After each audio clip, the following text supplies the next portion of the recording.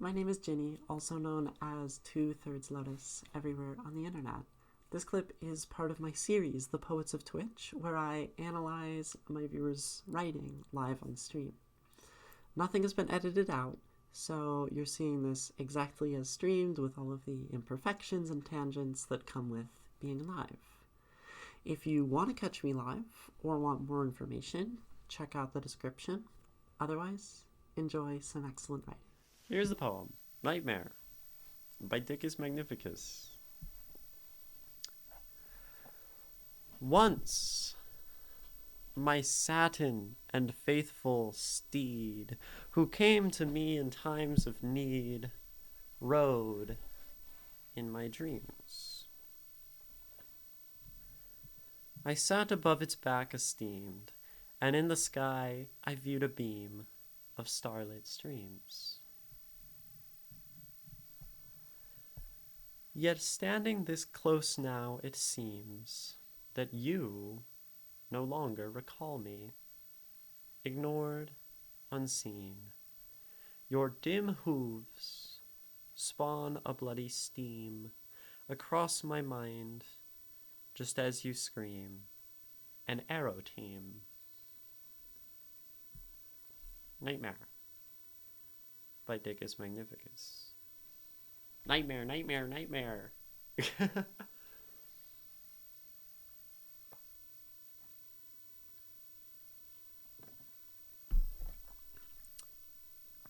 I dig it. I dig it. We have some words. At least one word that I don't know. I don't know what an team is. So, this we look up. Arrow team. A question mark. Huh. That's like the weird name for like a hashtag being an octothorpe. An arrow team is a question mark.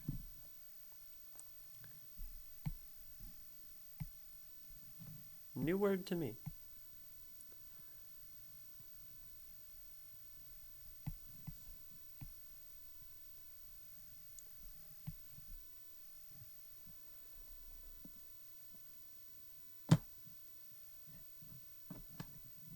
Small nitpick, but the way it's written, the back of the horse in specific is esteemed. I sat above its back, esteemed.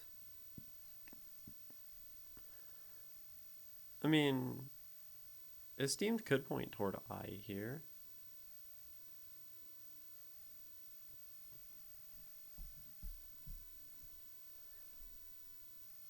I sat above its back, esteemed. I think that's fine. That feels fine to me. But I'm also not perfect with grammar. I'm a poet, after all. Let's read it again. Once my satin and faithful steed, who came to me in times of need, rode in my dreams. I sat above its back, esteemed, and in the sky I viewed a beam of starlit streams. Yet standing this close now, it seems that you no longer recall me, ignored, unseen. Your dim hooves spawn a bloody steam across my mind, just as you scream. An arrow team. Structurally, there's something syllabic happening, right? Once my satin and faithful steed, 8, who came to me in times of need, that's 8. Rode in my dreams is 4. I sat above its back esteemed, and in the sky I viewed a beam of starlit streams, and yet standing this close now, it seems that you no longer recall me, ignored, unseen. Your dim hooves spawn a bloody steam across my mind, just as you scream, an arrow team. So we have a little structural bit going on. Structure and sound, where we go 8, 8, 4, 8, 8, 4, etc. Good catch. I feel like you did something similar with your other poem, so I was kind of expecting it, admittedly.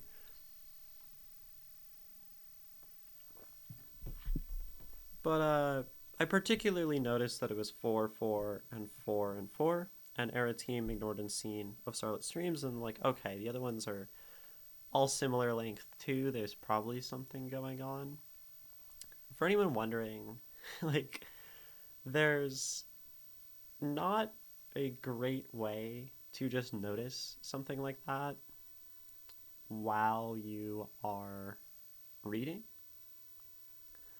So, like, how do you know if you're reading that something is actually, let's say in verse or it's in a certain structure?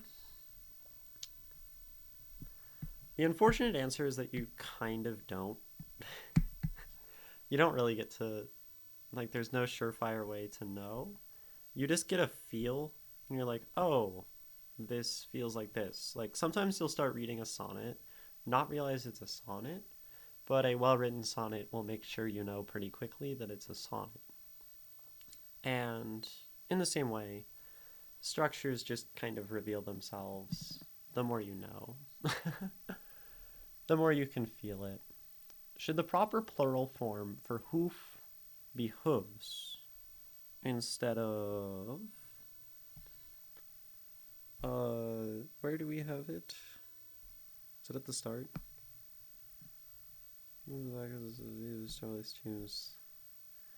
Hoofs?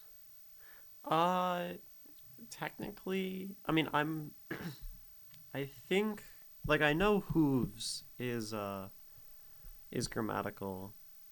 Yeah, it looks like hoofs is technically wrong. But also, like, so here's the thing. Two of y'all have pointed out grammar things already. And spelling is grammar. Well, spelling is not grammar. But, like, two of you have pointed out proper English. Maybe commons. I tend to... Yeah, like, I've read both Stylish Failed. I tend to not care for this. One, because of the sort of linguistic prejudice. We were talking about this in a stream, like, a couple days ago, but really... It's like, here's the thing. The correction was, isn't the correct plural hooves. But regardless of whether this is spelled hoofs or hooves, you know what they were trying to say. You know they were trying to say multiple horse toes. Roughly, right? Hooves. Or toenails, or whatever hooves technically are. And so, like, I guess technically, if we were submitting this to some literary journal who care about the elitist nonsense of whatever proper English is, then yeah, there is some reason to, like, care about this. But it's also just, I don't know. It's like poetry for me, like we talk about. So poetry is meaning, sound, structure. As so far as I have kind of found. There might be other parts of poetry too. But if your grammar, if your spelling isn't impeding on meaning, which it doesn't here, doesn't add confusion, I don't care. If it is not making it sound worse, which actually, it's like you say, Penguina Man, and sometimes poetry can break grammar for the sake of it. Not just for the sake of it, I think because often bad grammar can sound better. And if changing it would make it sound worse, even if it made it proper, absolutely don't do that. And then structure, if the grammar impedes the structure of the poem, sure. But also, if we need to break grammar to have a certain structure, let's say have something slightly ungrammatical, so we can fit in 8 syllables, like I sat above its back esteemed, which stylish film would have said, well, does esteemed point to its back? It kind of reads like that. It might be written like that to fit the structure. But we can look at this and say, well, your dim hoofs spawn a bloody steam across my mind just as you scream an Arateem. Or your dim hooves spawn a bloody steam across my mind just as you scream an Arateem. And that's such a slight difference in terms of sound. And it doesn't feel like either way. Like hooves versus hoofs doesn't rhyme with anything either way. There's no other like V sounds in this stanza for something like an alliterative feel. And there's no other Fs. So, and yeah, you would pronounce them the same way as hooves. And I think when I was reading it, I probably said hooves and not hoofs. Because I guess hoofs, hooves. I mean, hoofs, hooves, hoofs. Like, like it doesn't matter, right? To your point that you would say them the same way. English is effed up enough to the point that I wouldn't care, IMO. I agree. English is the bastard child of many fathers. Many indeed. Many, many. And any use of language can. Proper language is always context-based. That is true. And it's often spawned of academic elitism, which I have no care for. So, since we're talking about sound already, academic elitism, just that, like, it's often that schools and people who consider themselves academic will discard certain work, say that it is worse, to kind of prop themselves up in their elitist views, off the basis of something not being proper, based on the rules that they set. Should have written hooves instead? I mean, it doesn't matter. But if you want it to be hooves, then change it to hooves instead of hoofs. Like, that's also probably reasonable. So, trying to get this, finding the exact centering. Hoovesment. Hoovesmist. Toesies. Yeah, I call them toesies. So let's talk about sound. We also have a rhyme scheme going on. It's actually quite a simple rhyme scheme if we're going to notate it as letters. We have the very complex A, A, A.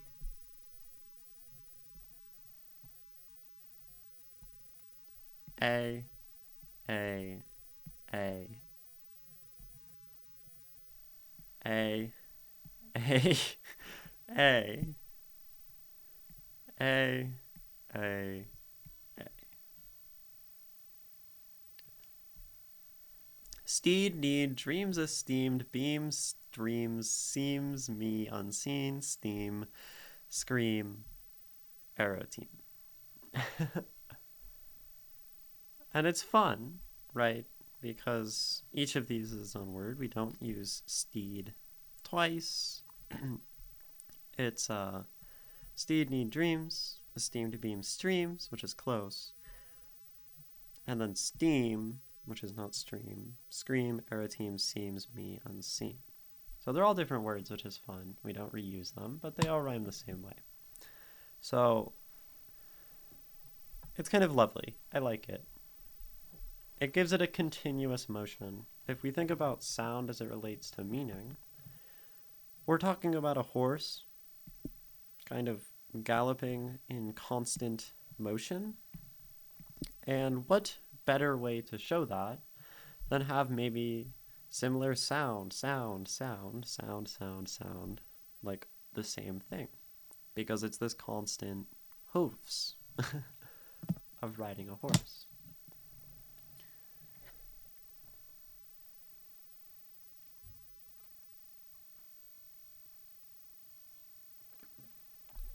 I'm going to read it again to see if I notice any other sound things inside the stanzas, not just at the ends, inside the lines.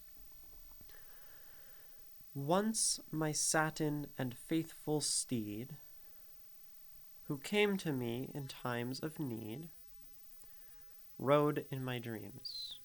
There's some phonetic continuity. Similar sounds.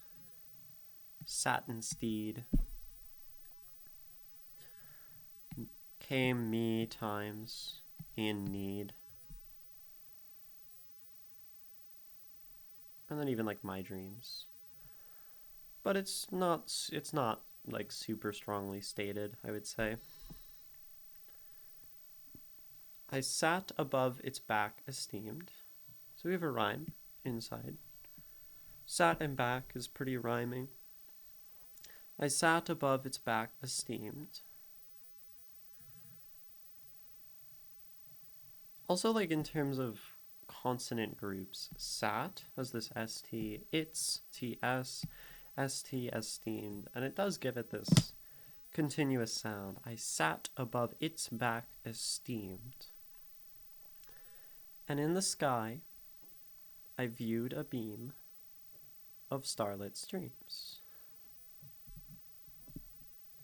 And you even have some connection in like the ka of back and sky, and again the s's, starlit, streams, sky, esteemed, its, sat.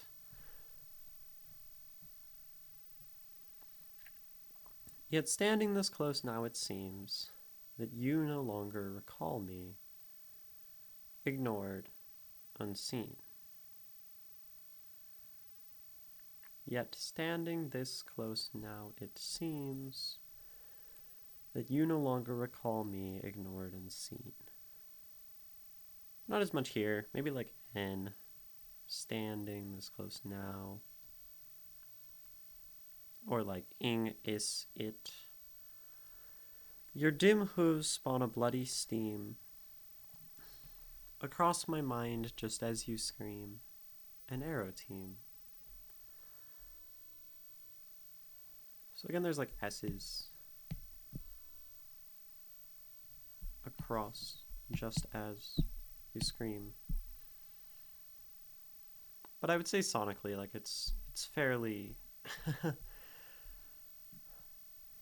It's not like in your face. But I do think it does give this flowing sound. Once my satin and faithful steed, who came to me in times of need, rode in my dreams. I sat above its back esteemed, and in the sky I viewed a beam of starlit streams. Yet standing this close now it seems that you no longer recall me, ignored unseen. Your dim hoof spawn a bloody steam. Is this iambic? It's kind of iambic. Across my mind just as you scream, an arrow team. It's iambic as well. I feel that it feels iambic.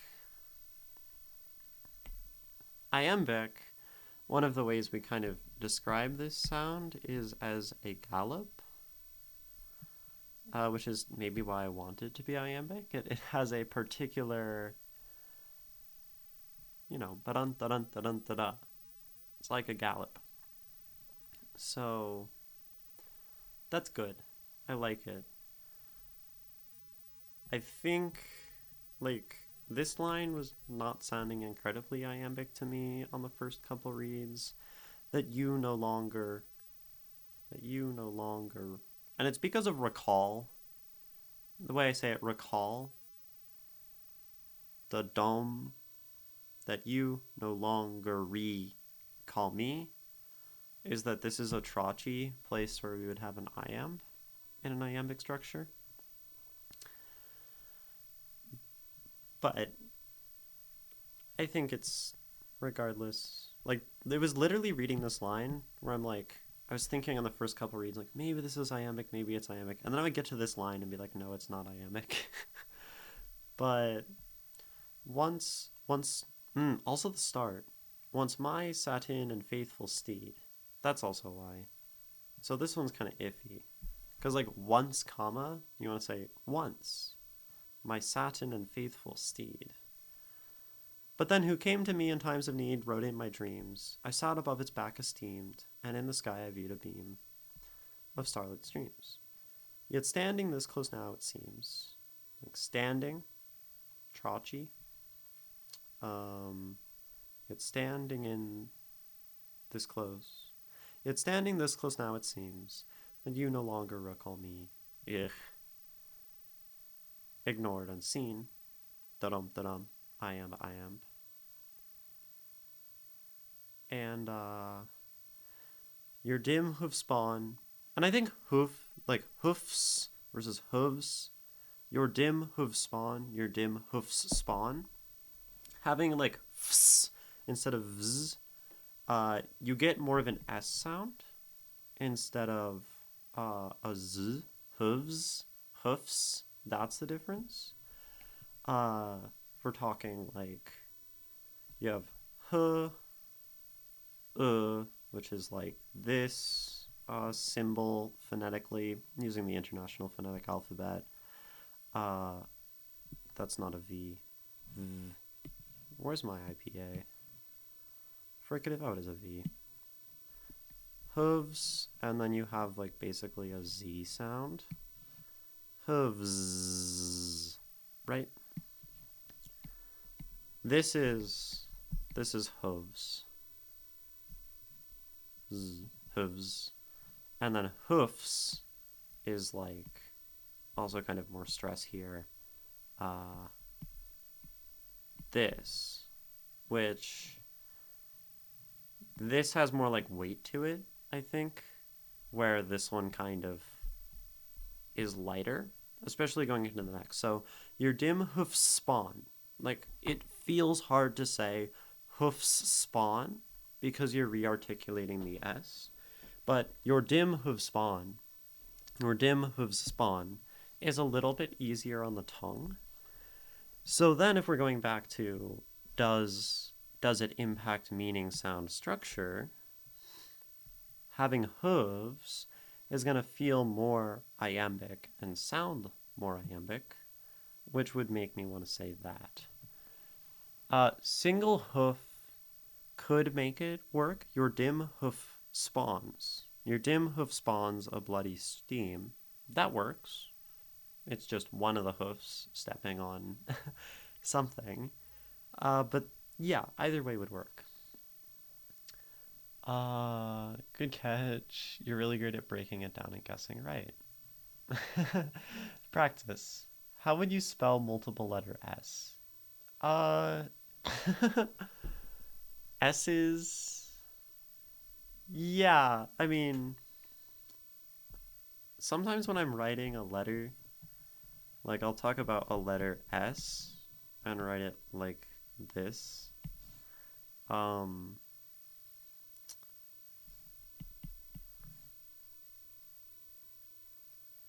Because when I'm, like, in my writing referring to a letter S, I don't like writing it without, like, the quotes, just to indicate what I'm talking about. And then, so maybe this is how I'd write it. Letter S's. The, S's is kind of funny. You could. Like, people would probably understand if they said it. Reading this, it's hard to know what you're saying. But this is how it's pronounced, so there's some rationale to doing this.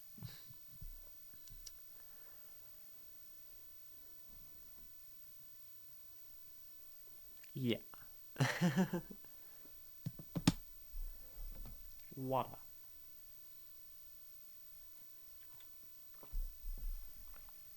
To me, S is a musical term. What? That's interesting. Is that like something related to Russian, or capital E like E's? Like E chords? I'm not familiar with S as a term in music, though. S. S is a maple tree in Dutch. That's the best one. That's the best version. I like that. So, that's a lot of the sound. And yeah, basically once at the start is really brutal on your iambic feel. Because you want to say once my satin. Not once my satin and faithful steed. Particularly because of the comma, but once. We also, like, we say this at the start of anything if we're introducing it, like once upon a time. Once I did this. Don't you just say like once I did this. Unless we're saying once I did this in the sense of after the point in time when I did this, once I had done this. Once I did this. But in this sentence, once as an introductory, like tense thing, has more weight. The classical music school's way of writing down keys, instead of E flat, they would write ES. Huh. I think that's probably a Russian thing. I mean, maybe. I studied classical music and didn't experience that. I haven't seen that.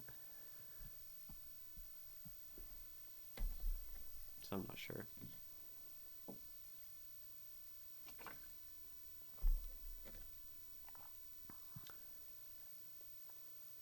But other than once, we have who came to me in times of need rode in my dreams.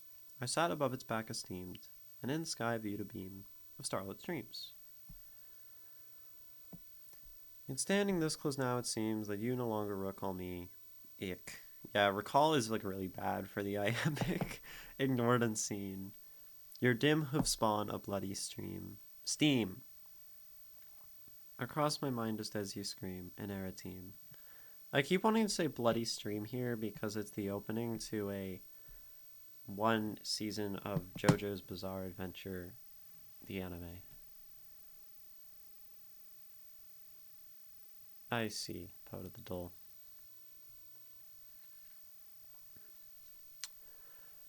I'm going to take a originally said bloodstream. Your dim hoof spawn a. But then you would need something else in the sentence. So I probably said like something else related to it. I'm not far off. Yeah. But of course it's not stream because we have stream here, and we wouldn't really want to use stream twice. So it's fine. I'm gonna run a quick ad. Don't watch this ad, y'all. And then I'll come back and we'll go into meaning as well in this poem.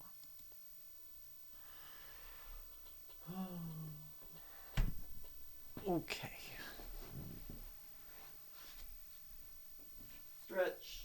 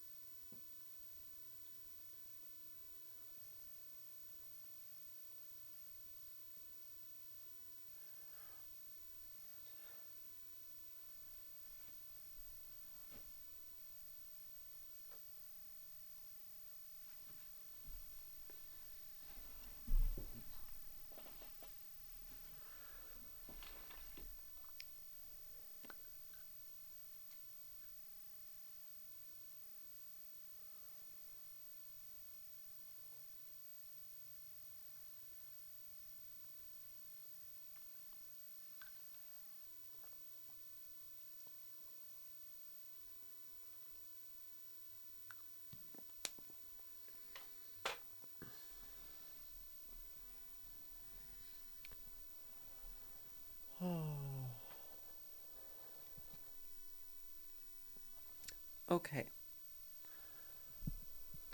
Welcome back. I'm still Ginny, the poet of Twitch. Blood is only a noun, not an adjective. Kind of, but not always. There's one sense in which blood kind of refers or acts as an adjective, and this is blood-red. But that's kind of because this is a compound, but it's blood acting as an adjective to describe red. Although generally blood is just a noun. Just blood. And then bloody. Yeah.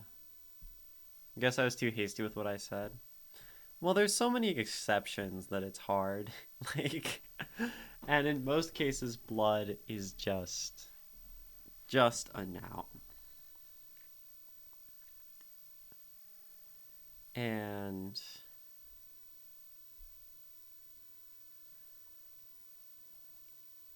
I'm trying to think if there's an example of using blood as a compound to describe the color of anything else, but I don't really think so. So it's just an off-case quirk. Bloodstream as a whole is a noun, yes. But it's screwed with the flow, exactly. Yep. And yeah, let's read this again though. Once my satin and faithful steed, who came to me in times of need, rode in my dreams. I sat above its back esteemed, and in the sky I viewed a beam of starlit streams. Yet standing this close now it seems that you no longer recall me, ignored, unseen. Your dim hoofs spawn a bloody steam across my mind just as you scream, an arrow team. Nightmare by DikusMagnificus. So, satin is just referring to black, I believe. Once my satin and faithful steed. We have a horse who came to me in times of need, rode in my dreams. So we're immediately connecting to our title, Nightmare, riding in our dreams. Of course, the kind of pun is mare, as in horse. But this isn't really even a pun because it just comes from this meaning. But that's the connection. Mare of the night. I sat above its back, esteemed,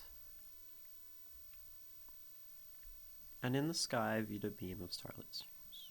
So, we again sort of reinforce nighttime, seeing these beams of starlight. And this makes sense, right? Times of need, danger, the night, often associated with danger, especially in this context of like nightmares. Yet standing this close now it seems that you no longer recall me, ignored, unseen. So things start to take like a less literal turn. Yet standing this close now it seems that you no longer recall me. Now we have clear characters. You, me. And we open with the steed being referred to as who. And if the steed is who, then they are not you. To the best of my analytic understanding. And again, we refer to its back, not your back. Doctor Who. Yeah. So now we have a question. We have a question of who is you? Who is you? Yet standing this close now, it seems that you no longer recall me. Recall is such an I am. Oh, recall. You no longer. And you put it where a trotchy would go. That's what I meant to say earlier. It's so iambic. Recall. Recall.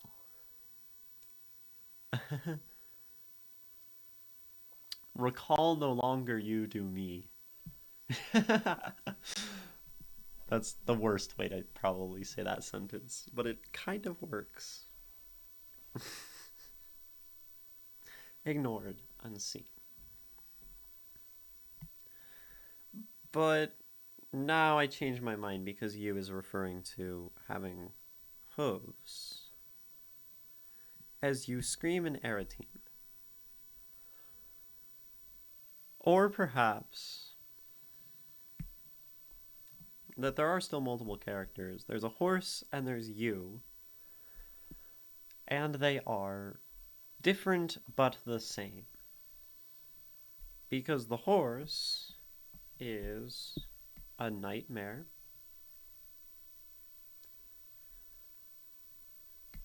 Just in the sense of being a black horse. And then this other person who we no longer recall, do not know, ignored, unseen, could be someone who sort of haunts them as a nightmare, as a bad dream. That's one way to maybe interpret this, because we go from horse as third person to different person as second person you. Right, that's the singular second person, referring directly to someone. Yeah. And then you as the horse in second person. So this could be saying you and the horse are the same, or it could just be inconsistent referring to the horse. We could just have the horse and the tense changes. This is just something that's difficult to know as an analytic person. Iambic was explained to me as not accented than accented syllable. Fundamentally, yeah. Recall. Da-dum.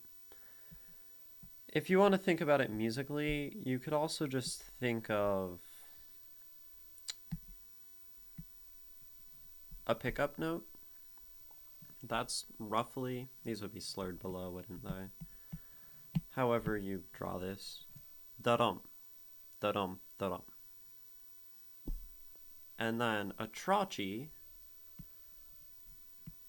would be a word that goes dum-da. Dum, dum, da, dum, dum, da, dum. You see? And maybe it's better as like dotted eighth notes, dotted 8/16, and then 16th, dotted eighth, dum, da, dum, da, dum.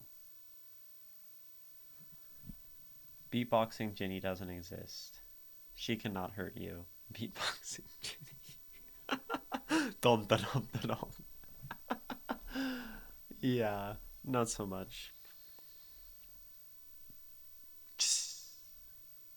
But there are lots of ways to explain I am. You can explain it musically because it is a very musical thing. Gallop is a trotchy.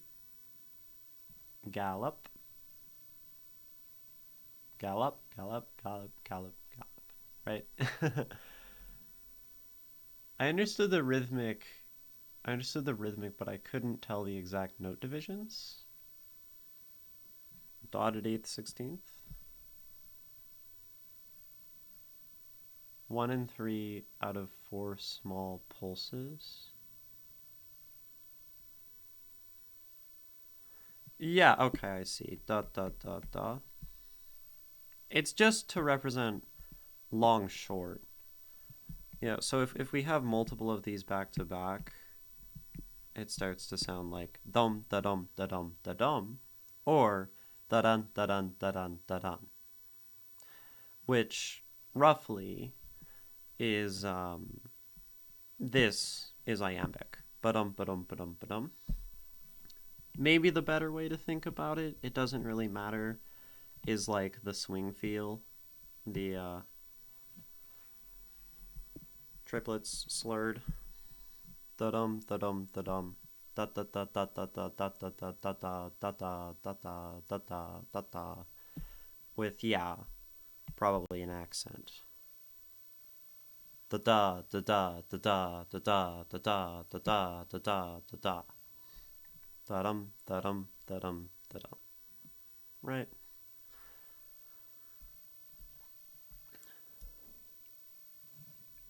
Okay, you see it. The accent definitely helps because it is about stress, not just rhythm. So you're right in that regard, Poet of the Dole.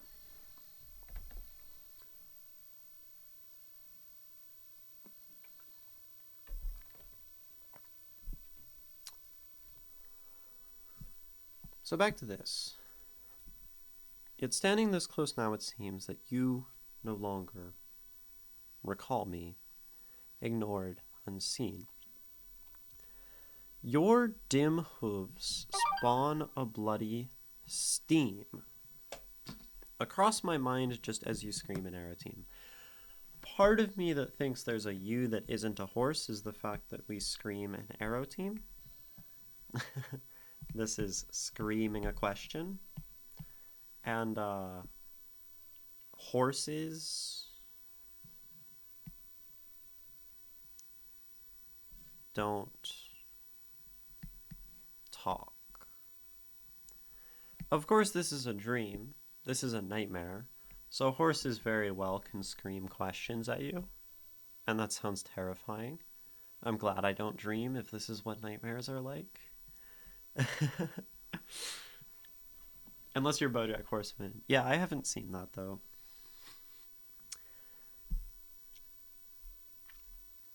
So that gives us 2 meanings. Sneeze. I'm back.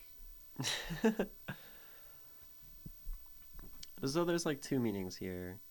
One maybe as a singular horse that is characterized both as you and it, or as a you that is in some way also the horse.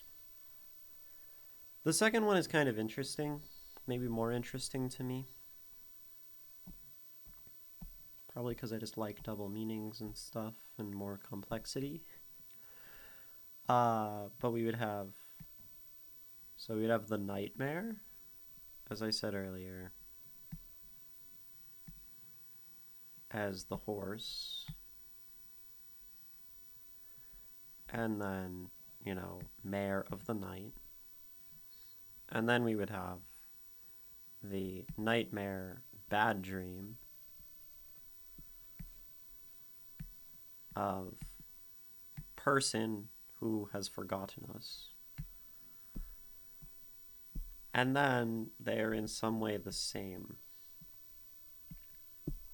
And maybe this makes sense.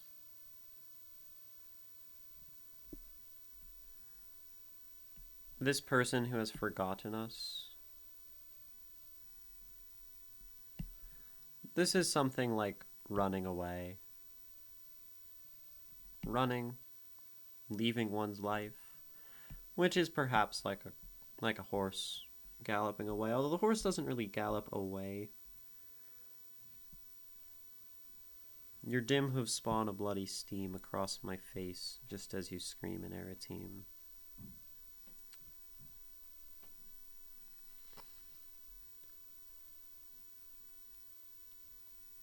Standing. We're standing. We're not on the back of the horse anymore. So if we look at this as a sort of scene, we have it, the horse, as like the mount. And while we are riding the horse, rode in my dreams, came to me in times of need, sat above its back, looking to the sky, it is just it. It is maybe more of like a tool. And then now we're standing in front of the horse. It's standing this close now, it seems. We can think maybe, I don't know, our person standing here, chilling, right?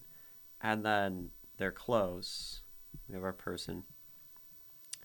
And they have like the horse chilling in front of them, looking like a horse mane. That's a pretty good horse. So then this maybe changes one's perspective on the horse from kind of, being on the horse's back, it just being a thing, in fact, also seeing its head from like behind, not really seeing the horse. We're just like on the horse. And then now we're looking at the horse. So this is more like you, and then in this case, we just see it as an it. Horsent. Horse? Horsent. There.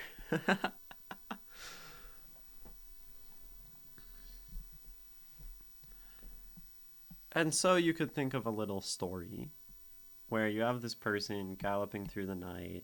They look up at the stars that are music notes above them. And then they get off the horse. They stand now. They look at the horse. And the horse doesn't know them. And that's kind of sad. And then the horse screams a question in their face. It feels very, very dreamlike. The horse goes, its mouth opens, and they have teeth. That's the horse. And now it's yelling a question. This is horrific.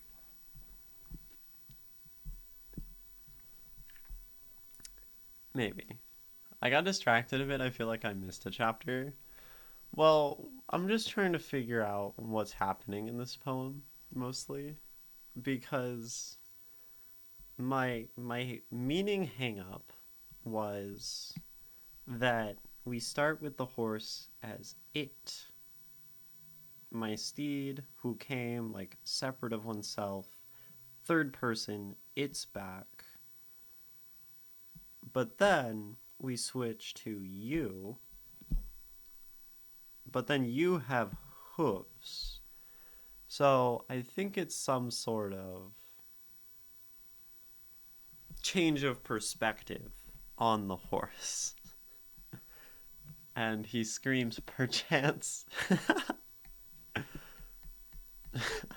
Perchance. Screams it, leaves. Nightmare fuel, teeth horse. You made that. Yeah, I know you made that up.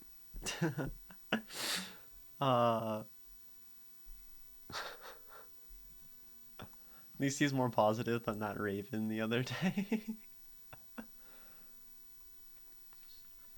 The horse is both it and you, depends on if you're riding or standing. Yeah, that's a good breakdown of it.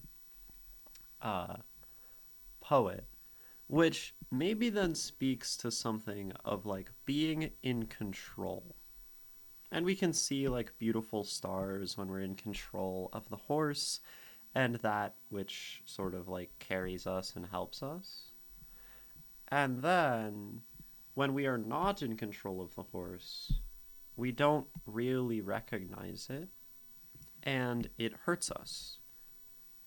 casts blood across our face as the horse screams at us, which then makes this like about, so this is no control. And I mean, if we're talking about dreams, when you're in control of a dream riding the horse, it's beautiful. When the horse is screaming perchance in your face looking like a demon, then you know. Or it's a centaur writing about their duality. Oh, Crest Sphinx, welcome in also. A centaur about duality. Parts of the self, a division of self, where the bottom half, the bottom horse half, as the faithful steed, is that part of us which is wild and uncontrollable.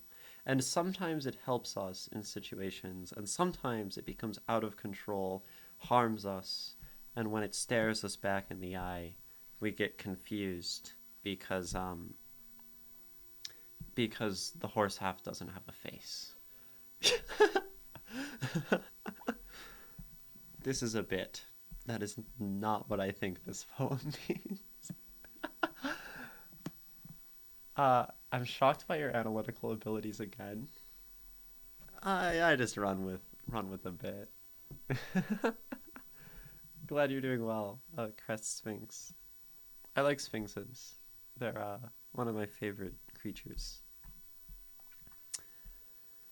So now we have the dream. The dream is something we can control and something we can lose control of.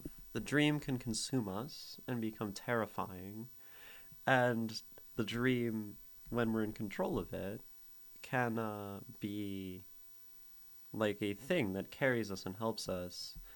And it almost makes me want to think about like a metaphor for like the mind itself. The mind, or maybe even like the self. It's usually a safe bet to at least try, oh, this is the poet talking about themselves, or making a metaphor for self. But if we think about like the mind, a mind that we cannot control in some way, could be like because of addiction, substance, whatever. It could be because of, rage or emotion or fear. Like, we can lose control of our mind, and it sends us astray and causes pain. Or we can have control of the mind and ourselves. And it's like a beautiful steed. Kind of like the centaur, arguing with its back half. How do we centaur?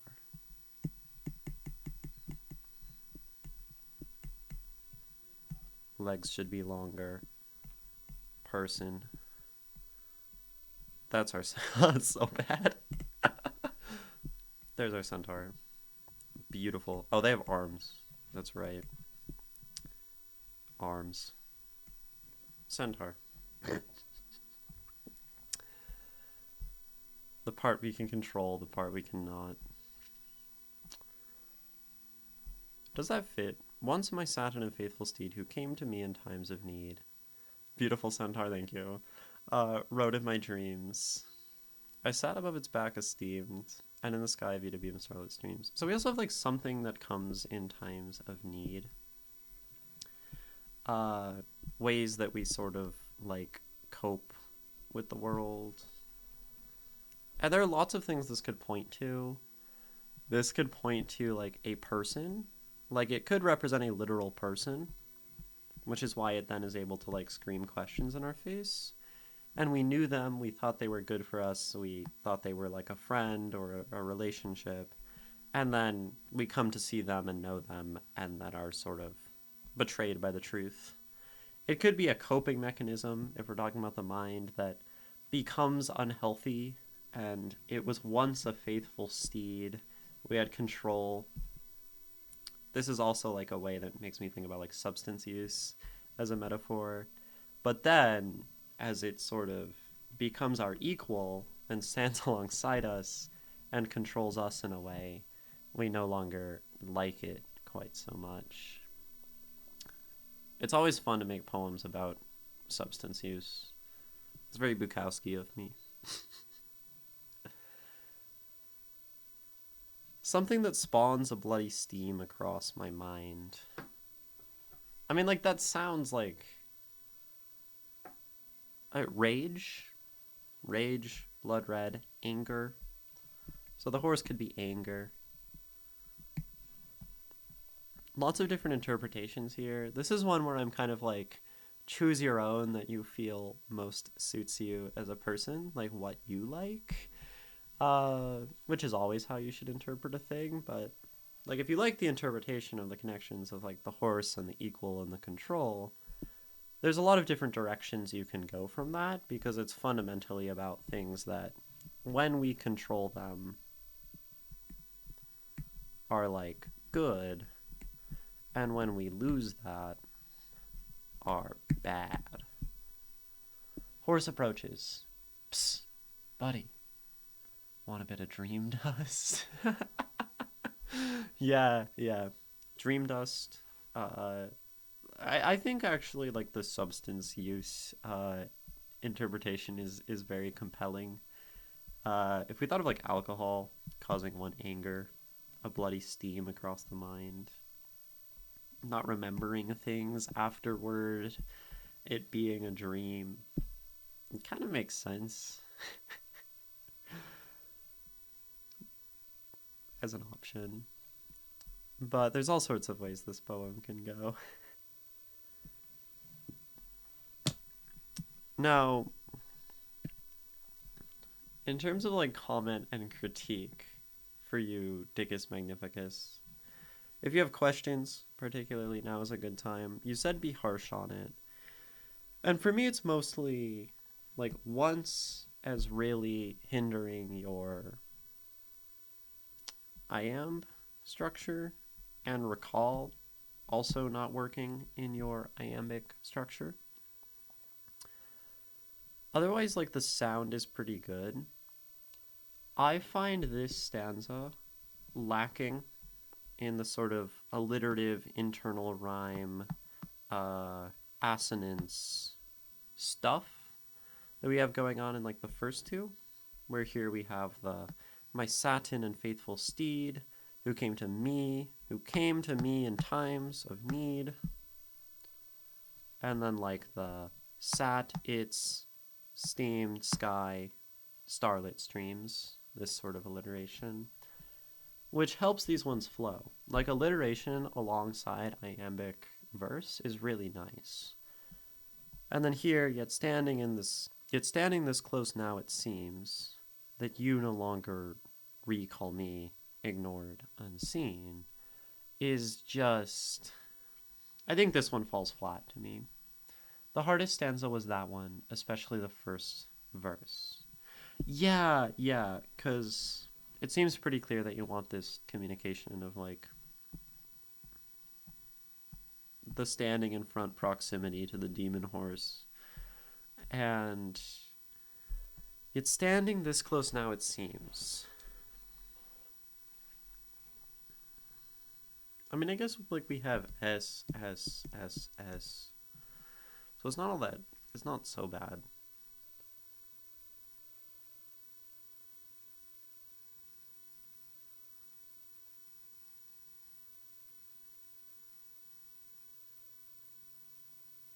Ignored, unseen.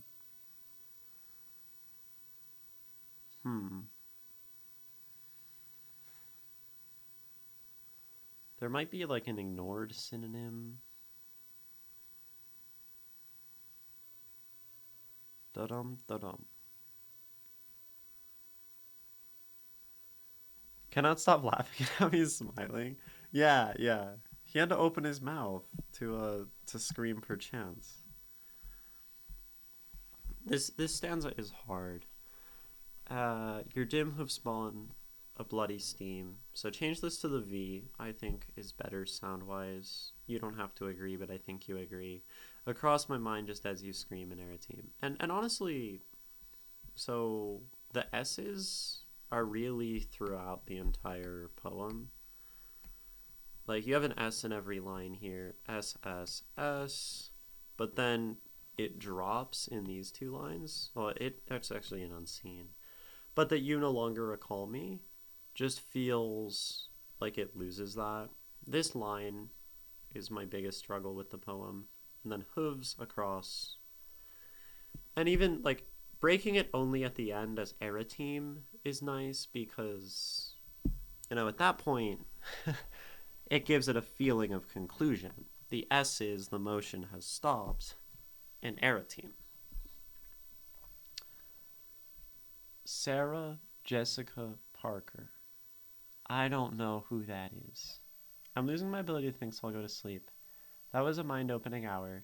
Thanks for being here, y'all. Yes, sleep well. Rest is very good for you, poet of the dole. I find that resting sometimes makes me wake up a little bit happier, and I hope you're well. I'll see you next time you're on stream. Do you have questions, DikusMagnificus? She was the actor who starred in Sex and the City. Gotcha. The joke was she looked like a horse. Okay. Gotcha. Any question? Like, I struggle to do critique without questions. So this is why the question thing exists, for people who want critique. And you just say be harsh on it, which I often like the poems on stream, so it's hard for me to be particularly harsh without you saying, like, completely tear apart this part of the poem and, like, make it better in this way. Which I'm also not going to do. Making it better for you, that is. So if you have any questions, or if anyone else has questions for me, or if anyone has questions for DikusMagnificus, then please do ask. Now would be the time. If not,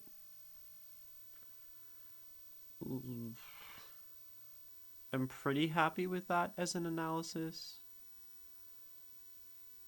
Yeah, you can tear it apart, but, like, I don't know how to tear it apart. I don't know how to tear it apart that will help you, and I'm not just gonna start, like, saying I don't like things, because it's not about that. It's about what your goal is in communication and effective writing. And without knowing what you want, me just, like, saying things could be better is meaningless, because I don't have a direction of where you might want them to go. And to be quite honest, I like your structure. You have the things that I pointed out as pretty major issues with it. Recall and once. And maybe the lack of S in the recall line. But other than that, like, in terms of meaning and sound, it's nice. You have this structure, which is fun. You have this galloping feel. I don't know. Reveal the meaning, because I gotta... Yeah, I mean, so here's the thing. You can... I know, like, one of the chat rules is don't tell me what your poem means. That's mostly before I've done analysis. And then if you want to say what your poem means so that I can help you communicate your ideas better, then that is the time to do it after the analysis. So yeah, you can explain it. And I'm curious to know what that last 10% is from the authorial perspective. And maybe it'll help me put together how to improve this poem such that I feel it would communicate that idea.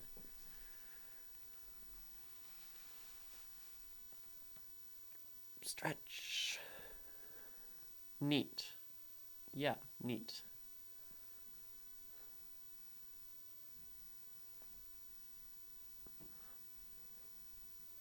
So what does it mean? I know it takes time to type. I usually say what my favorite part of a poem is. I do like it screaming Eretim. It's just this really, like, bizarre, absurd thing at the end. Turning to this horse, you scream at me. It's cool. First two stanzas are memories. Okay. Oh, this makes sense. And then yet standing this close now. And then we have once. Once my sad and faithful steed who came to me in times of need rode. Past tense. I sat. Okay. I definitely should have noticed this, right? This is all past tense. This is all present tense. Yeah. Viewed. Okay. True. That makes so much sense. Pay attention to tense. So the first two are memories, kind of like recalling a horse. Okay. I'm recalling this horse. Young Solina, welcome. Brah, my notifications are open. Why am I not getting one? I don't know. I cannot help you with that. Hello, Lotus and chat. I hope you're doing well, Solina. And then as we turn to the second half. Oh, so at the time, the horse is the person's dream. Okay, so we have the past, we have the horse as a dream, riding in the dreams, starlit skies. That makes sense. I think I'm following. And you're right. Everything is in control, so a happy dream. Cool.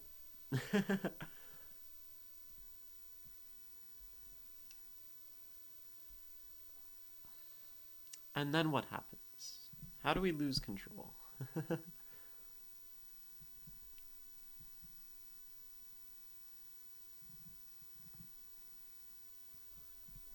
Is this like... I wonder if that wants to rotate. I think the camera wants to rotate slightly. I'm trying to get it so it's like perfectly straight down. Let me see if this helps.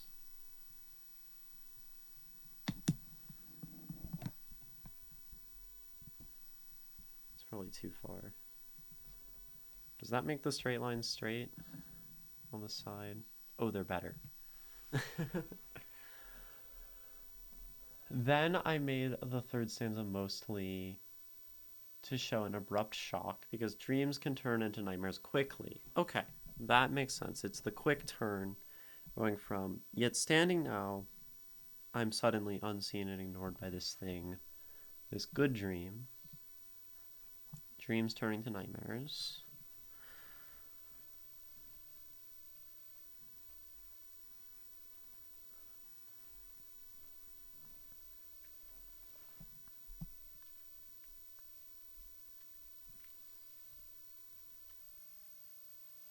And then stanza 4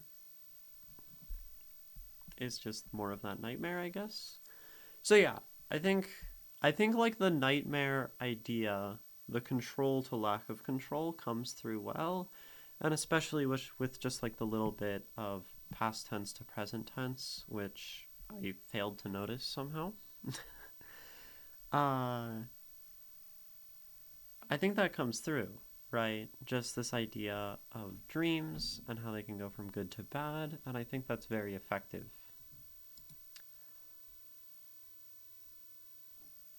And since you pointed out he's no longer in control of the nightmare now, doesn't recall him. Yeah. So that's cool. And then these were, this was all taking it beyond and saying, okay, what is that dream a metaphor for? So to that point, your metaphor is very, very clearly communicated. Or your story is well communicated. Do you have any intended metaphor that you're trying to have the reader draw from the dream? Or just as to speak to dreams and losing control? That's a question I have for you. Because if you have something that the reader then wants to say, oh, the nightmare is blank to this person, we could look at that. Or if you just want it to be describing the dream turning bad, then it does what it's supposed to do. And if a poem is doing, if I've interpreted what the author wants to do with the poem, why would I critique it? It's effective. This is a better word for writing than good bad. is effective, ineffective, because an effective poem is based on like your intent, what you want to say. I want this poem to be happy. And an effective poem takes happy and tells this to the reader, and they get it in some capacity. An ineffective poem is pretty much the opposite, where I'm just trying to communicate something else. I mean, it would be me trying to communicate happy and a bunch of my readers thinking it is sad. And it's not always a bad thing for a poem to have these alternate interpretations, but effectiveness is about what the author is trying to do. Some authors just don't care. They say, my readers can interpret whatever they want, and then this actually isn't a really good measure for anything at all. Despite my interpretation, this poem is open to interpretation because dreams and nightmares are subjective, so I wanted this poem to be experienced rather than understood. Beautiful. Okay. And that's that, right? So then the effective aspect is saying, I want the reader in this poem to come to the idea of dreams. And if the reader gets to dreams, then we're good. It's effective. From there, the reader can go wherever they want and have their own interpretations. But that just depends on them. Ginny, can we paint your nails today? The nails are painted. They were painted off stream. Someone requested yellow for my nails, and I painted them yellow. But if you redeem another like nail polish color thing, then I will paint them your colors at a later time.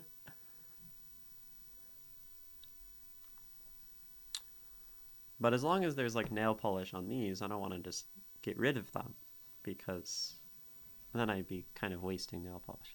You've made it a bit ambiguous, DikusMagnificus. That's perfect. So like, in that regard, I find that your meaning was effective. And then it's just talking about sound and structure. And I do think, looking at the poem, sound and structure are mostly there. You know, you have your 884, 884, you have your A rhyme scheme, you're just slightly lacking on iambic. And if you do that, it'll make it more effective in terms of the galloping iambic feel. And maybe just reworking this line sound-wise entirely would be my only advice for this poem, you know? Young Selena, then you're coming back later, a few days later. Okay. You have no obligation to be in my chat. You can do as you wish.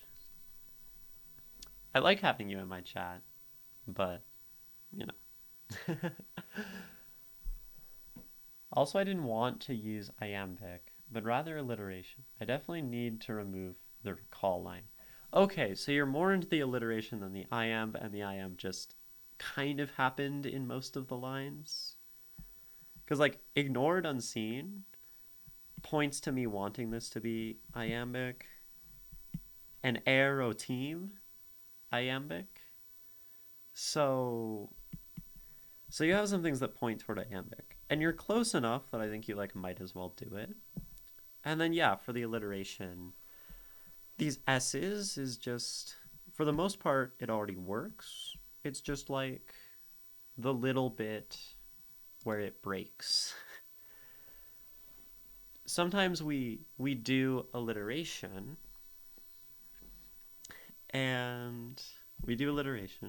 right? And we only ever notice as we're writing all the parts we actually alliterate. Satin, steed, times, dreams. And since we're focused on those and we think they're good, we actually don't notice the parts where we forget to do the thing we're trying to do. And that would be the line that you no longer recall me, where the alliteration drops, which is just a difficult thing about editing your own work and working on it, because we think we're doing something, we think we're using a tool throughout the poem, and we tend to notice where we use it, and then we don't notice if we accidentally don't use it. And that's a really tricky thing. So it's just about like being super mindful and focused, and also getting feedback. That's like a great way to improve. Any other questions? No, you mean for the nails? Okay, Selena. Understood.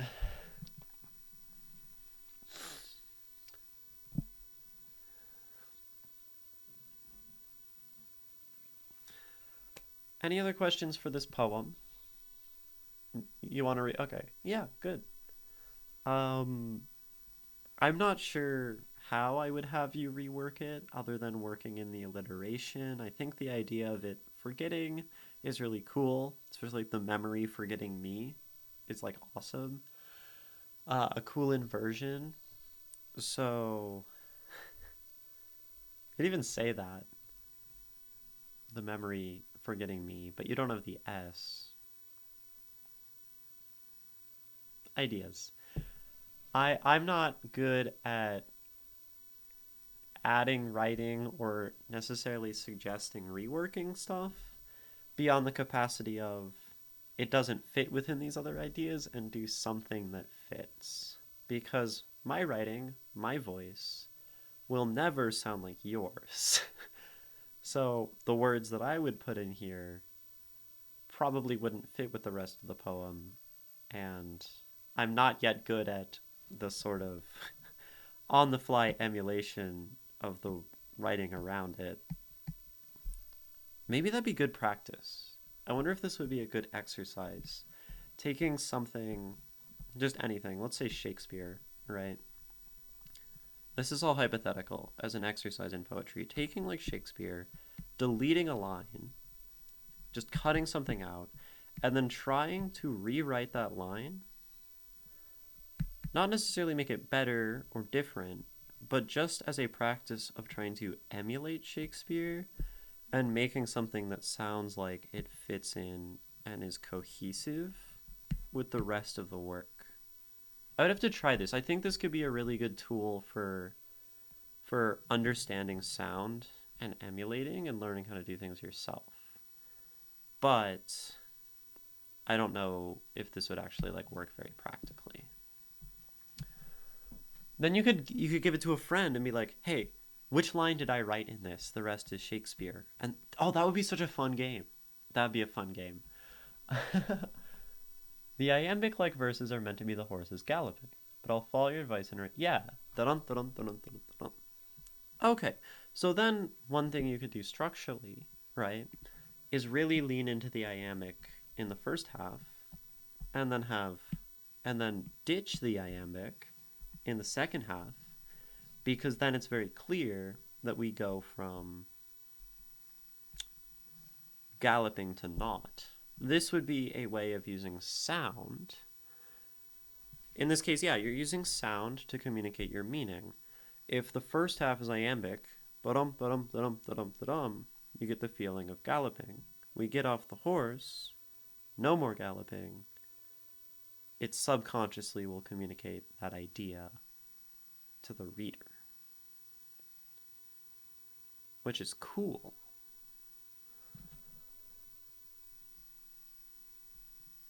But then it's like, yet standing this close now it seems. Yet standing this close now it seems. Your dim hoof spot a bloody stream.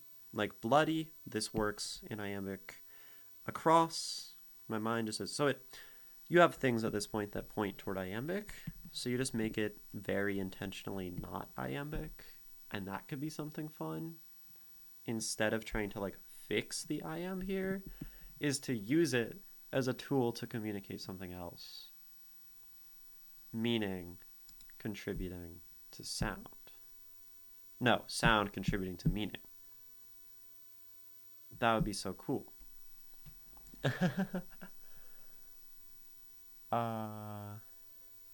Pansexual flag, but just because you like the color combination. It is a good combo. So, any other questions from anyone, for anyone, relating to the poem specifically? If you have non-related poems. One of the reasons I thought of not using alliteration in the third stanza is the nightmare is standing face to face before it starts galloping wildly. True. True. Oh, and it's galloping again here.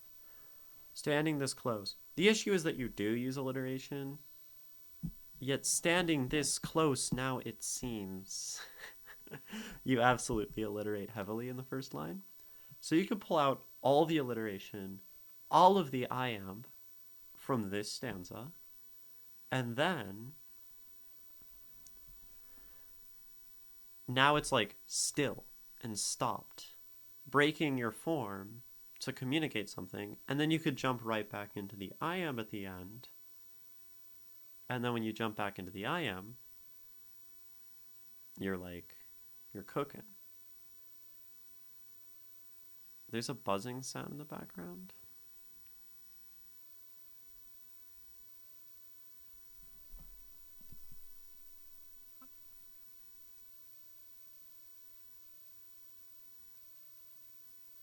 There's a very quiet one that's like, I don't hear anything. Okay. Yeah, DikusMagnificus. You need to work on it, but I think now you probably have lots of ideas as to how you might approach this. Yet standing now close, yet standing now close. Oh, because we're breaking the iamb. Yet standing now close to you, it seems. Yet standing now... Wait. Yet standing now close... Yet standing now close to... Wait. Standing now close to you, it seems. Oh, because we add an extra syllable? And then it breaks it? That would work. Intentionally breaking the structure. That's cool. I dig it. I was like, why doesn't this work? Because it doesn't work. And then you'll read it and be like, why doesn't it work? Why'd they do this? And then the astute reader will realize that it's to intentionally destroy the rhythm.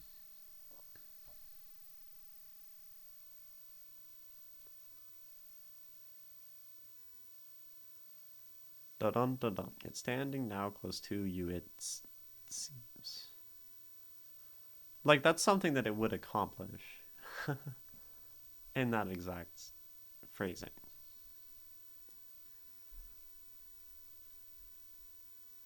That no longer you recall me. It's standing now close to you. That no longer... Wait. That no longer... Oh. I see. It seems that you no longer recall me. Ignored unseen. Yeah. That'd be cool. That'd be cool. But... I think regardless, like, you have lots of ideas now. Seems like you have ideas since you're writing new things in chat. So what I would suggest is taking some time with it and saying, how exactly do I want to communicate the sound for my meaning? You know, half and half. I am not. No iambic. Playing with the alliteration, doing all this stuff. And then that would... Like, it's just something that you probably want to spend some time playing with. And I don't think I have much more advice on what is going to sound good in that spot, because it's your poem. But think about the sound and the structure intentionally. You need to polish them and write them down. Yeah, exactly. So that being said, I'm happy with this analysis. I am done. Nightmare.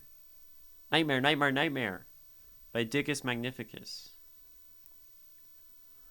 Once my satin and faithful steed, who came to me in times of need, rode in my dreams.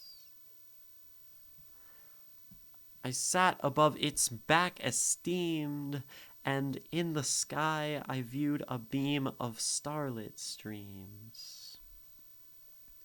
Yet standing this close now, it seems that you no longer recall me, ignored, unseen. Your dim hooves spawn a bloody steam across my mind just as you scream, an Eretime. Perchance?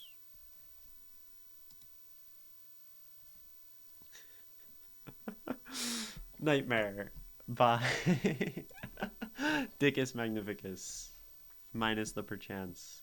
Thank you so much for submitting, and I agree, Stashfell. It's already very cool. It's already very vivid, and it can improve even more yet, and that's awesome. That's often how poetry. Thank you for watching. I encourage you to check out the rest of the series, follow if you enjoyed, and stop by Twitch if you want to share your own work. See you there.